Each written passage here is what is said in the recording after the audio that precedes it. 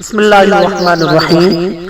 میں ایک باراتیوں کی بس میں سوار تھا۔ باراتی دلہن کو بیاہ کر گھر کو جا رہے تھے اور میں بھی اپنے گھر کو جانے کے لیے اس میں سوار ہوا تھا۔ آگے ایک کوئی پوسٹ پر بس کو روکا گیا۔ وہ چیک پوسٹ چیک سرکاری نہیں تھی بلکہ رشیا کے افغانستان سے بنا دی گئی تھی۔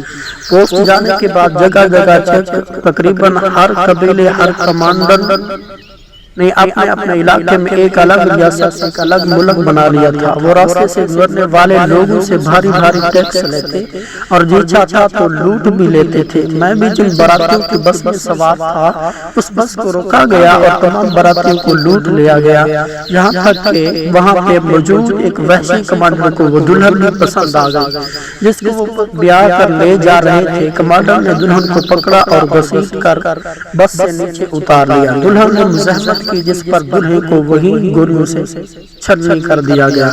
ایک قیامت برپا تھی، آسمان پھٹ پڑا تھا۔ یہ دیکھ کر میرے پیروں تلے زمین نکل چکی تھی اور سانسیں رک چکی تھی۔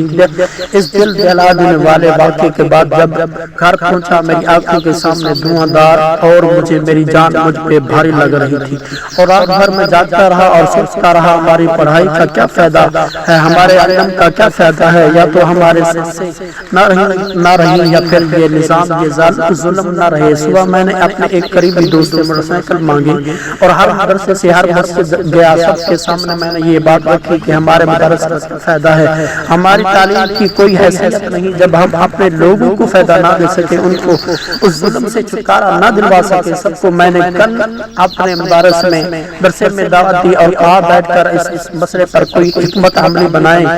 آپ کو یہ جان کر حیرانی ہوگی کہ وہ تمام طلباء، وہ تمام اہم جن کو میں نے دعوت دی تھی وہ کل انتظار نہ کر سکے اور رات کو ہی میرے مدرسے میں جمع ہو گئے اور رات پر ہم نے ان دردناک حالات پر بات کی۔ صبح ہمیں ایک اور دل دہلا دینے والے واقعے کی خبر ہوئی۔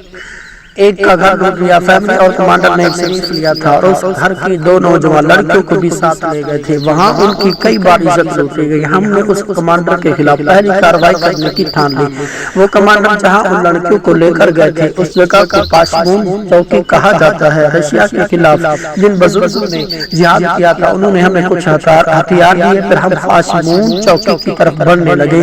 ہماری تعداد 37 جوانوں پر مشتمل تھی۔ ہم نے بنا کسی اپنے جانی نقصان کے اس چوکی پر قبضہ کیا اور ان لڑکیوں کو چھڑوا لیا۔ اس کمانڈر کو توپ کے دہانے پر لٹکا کر پھانسی دے دی تھی اور پھر ہماری منزل کچھ اور بن گئی تھی۔ ہمارے راستے کسی بڑے راستے کی طرف مڑ چکے تھے۔